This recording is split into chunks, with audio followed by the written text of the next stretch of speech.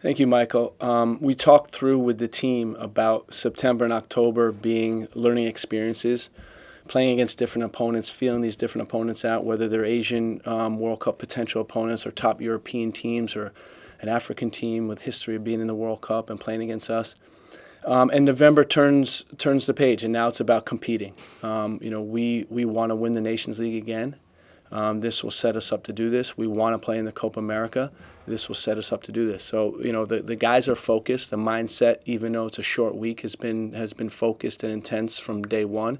And we're looking forward to competing against a much improved Trinidad team tomorrow, and then going to Trinidad and playing them on Monday. Thank you. Thanks, Greg. We'll begin with questions in the room and start with Stephen Goff from the Washington Post. Great, so your messaging is always consistent. You've talked about that, no matter what is involved in a camp. Now you have matches of consequence after the set of friendlies. Is there maybe a rise in the intensity, the urgency, the messaging to the players about winning these type of games, and what is that? What is at stake now? Yeah, I think that when we talk about our goals and what we want to do as a team, it's easy for us to sit here on this side and say we want to change soccer in America forever, right? But the real meat of it is we have to win games like this, and we have to position ourselves to win trophies in the Nations League and to compete in the Copa America. And that's essential. So for us, that's what we're telling the team is like, listen, guys, we can talk all day about what we want to do, but this is actually doing it. And this is, it's not going to be easy, but we need to be prepared. And it's really about three things, in my opinion. It's about teamwork. Some guys are going to play big parts. Some guys may not even get on the field, but they're just as valuable as everybody else.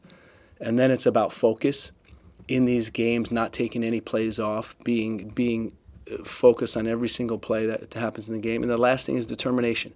Really believing that, okay, this is going to be tough, and we're going to have to dig, and we're willing to do the work.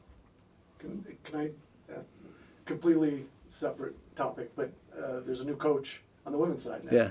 I was wondering if you know Emma at all. Have you had a communication, and just your initial thoughts about her, and also the apparent rise in salary for a women's coach getting closer to a men's coach? I think it's great that U.S. Soccer went out and hired the person they wanted. And what I know about Emma, the soccer world is a really small world, and you hear nothing but good things about Emma. I've reached out to her, and we had some brief exchange, but I don't know her well. But everything you hear about her is how thorough she is, how process-oriented it is, how bright she is, how she's so focused on team culture and teamwork. And I think it's an exciting step for the women's team, which has already been a groundbreaking team and already been a team that has been just, performance on the field, breaking down barriers off the field. You name it, they've done it. So I think this is a fitting appointment, speaks highly of Matt Crocker and what he was able to do and get together a good coaching pool. And, that's how I see it. Doug? You brought Paul Caligiuri in to talk to me. Yeah. Why did you do that? What did he say? What did you want to get out of that? So we put together a video back in 2019 and basically focused on the heritage of the U.S. men's team. And I've talked to you before about how we're just a little dot on this timeline, that a lot has come before us, a lot's going to come after us. And, when we made that video back in 2019, the first clip is actually Paul scoring the goal against Trinidad. And, I never get tired of that clip. I never get tired of the impact it's made on U.S. soccer. And when I'm trying to communicate to the team about what it actually means, it's really hard to get it across. Like, we wouldn't have been here in this same state if it wasn't for us qualifying for that World Cup, if it wasn't for his goal, in Port-au-Prince. So I thought no better way on the anniversary of the goal and actually playing Trinidad, to honor one of our ex-teammates and really pay tribute to his contribution to U.S. soccer. Kind of on that note, Michael made the point. There's only a couple guys that are still around from the failure in Trinidad in 2017. Yeah. Is it fair to say you got, as a program, you've now since played in the World Cup, you've played them a couple times.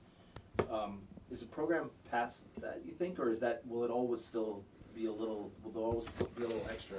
I hope it's always still in our minds. right? I mean, again, just like we can embrace the good stuff, we also have to embrace the bad stuff.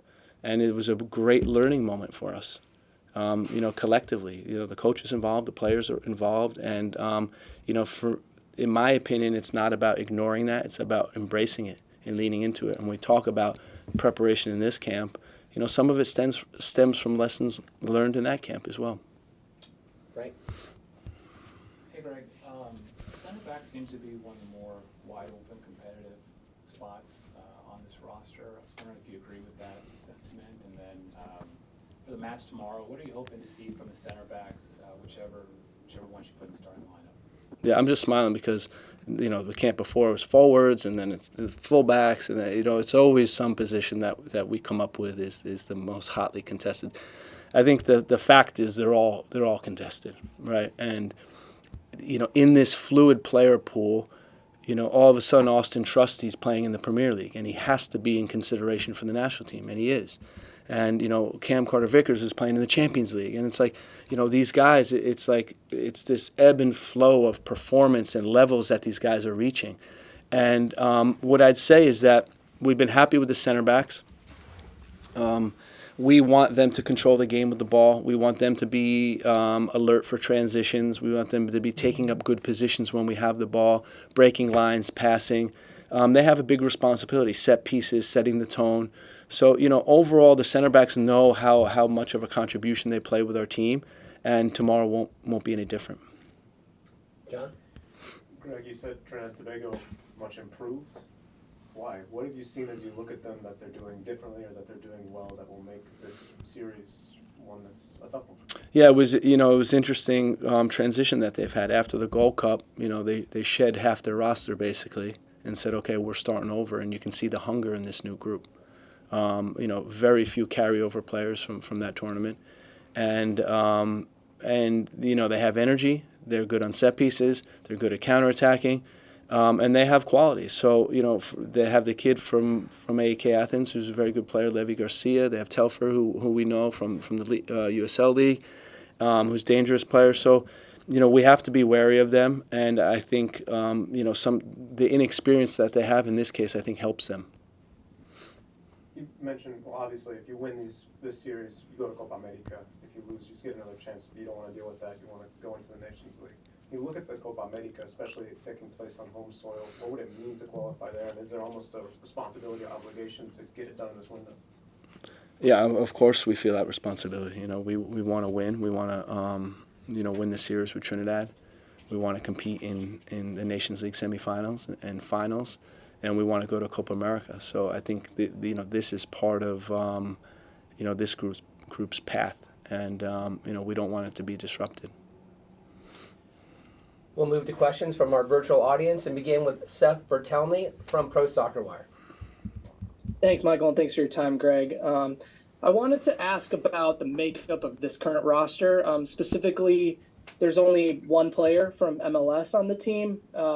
Last month, there were only two, and that is in contrast to some of the rosters that you have called in as head coach over the years. And so, maybe this has something to do with, what you were saying about Austin Trusty being in Premier League and he hasn't been called in. But I'm wondering kind of why you think things have been going in that direction lately. That's a good question, and I think that you have a combination of MLS being in the middle of their playoffs. You have the form of some players both in MLS and in Europe. You have us wanting to look at at some younger alternatives. Paxton Harrison comes to mind, Kevin Paredes comes to mind. Whereas we're very well familiar with Jordan Morris and what he can do. So now it's an opportunity to look at other guys in competition. So I think it's, to me, we don't get hung up on where the players are coming from. We're looking at how do we grow this team, grow the player pool, and and give experience to a broad selection of players. Next is Henry Bushnell from Yahoo. Thanks, Michael.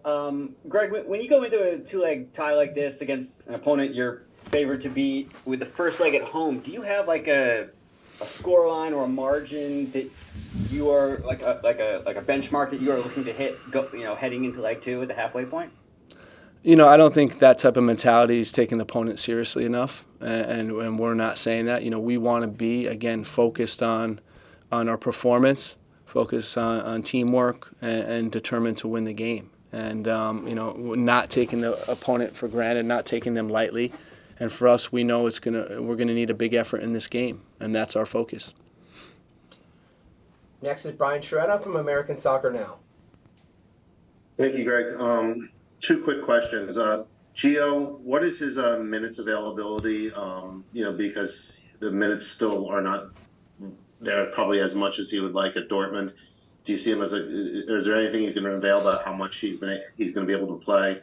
And then also just your quick thoughts on how the U17 team is doing at the World Cup. They had a big win today. I don't know if you've been watching it, but wonder your thoughts. Yeah, no, it's great to see the win against Burkina Faso and against Korea Republic in the first couple matches. It's getting exciting for sure, and we're cheering them on and excited for Gonzalo and the rest of the team. Regarding Gio, I don't envision him having minutes restriction in this game, in the first game. We'll have to see. I think it's more about how long can he maintain his high levels, and the fitness consideration because of minutes is something we're taking into consideration, but there's no planned substitution. Next is Ryan Talmadge from Goal.com. Thank you, Michael. Greg, yesterday Chris Richards spoke about the uniqueness of having both Aaronsons in camp and sort of seeing the dynamic between the two of them now that they're training against each other and competing with each other. So I just wanted to ask what you've seen from those two as they're in this camp together, and how you kind of see them on the field and off the field together as they mesh with this group. I didn't even know they were brothers. I just thought they shared last names. We haven't made a big deal about it. I think purposely they're both two different people, two different career paths, and what we've been impressed with Paxson is the communication from his club, Frankfurt. Really, really impressed with his development. But also, he's a guy that gets into very dangerous positions, and to me is a very interesting player. Hopefully he'll be able to make his debut in this camp. We can't guarantee it, but that's the hope.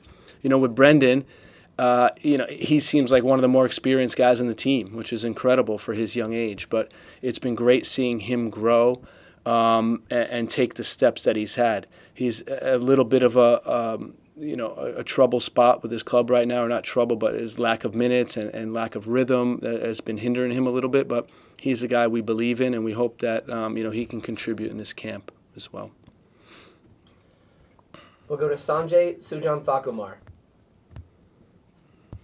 Thanks, Michael. Thanks, Greg, as always, for your time. Hey, Sanjay. You mentioned a few months ago you want to really get down a back three system to have as an option this cycle. We've seen a back three in the past, but not so much with two strikers, not so much a 3-5-2, with the exception maybe a Gold Cup game a while ago. So is that something you've thought more about, a 3-5-2, or just playing with two strikers in general, especially when you have first choice wingers like Christian and Tim out and more strikers stepping up? Thank you. Yeah, I mean, it's something we considered. To be honest, you probably saw that Gold Cup game also, and weren't too happy with the play in that game. We're still working out, the 3-5-2 and how it looks and how you can take advantage of your strengths of your team. But my guess is we will, at some stage, play a back three, and it's just a question of when. Our last question virtually comes from Andrew Jones. Thanks, Michael. Greg, just want to ask you first about the development of Gaga Salina, as we talked with BJ about him earlier this week and how he's been performing this week and how he's continued to progress at such a young age at UPRN, and has both Brendan and Paxson have been able to interact with each other, because how Chris was saying that they were avoiding each other just to keep focus and keep into that mindset of just what the job is to be done here. Yeah, Gaga is a guy that impressed me from day one. His maturity level for his age is really off the charts. I think he's got a huge potential in him. And there's not too many goalies in European first leagues that are his age and playing. So tremendous accomplishment for him. With our goalkeeper coach, Fabian, he's working with him, analyzing his strengths and weaknesses, getting feedback from him on his strengths and weaknesses. And our job is to move him along over these next couple of years. He's doing a good job himself in his club environment, and we just want to keep working with him in and out of camp that he feels he's supported in the right ways.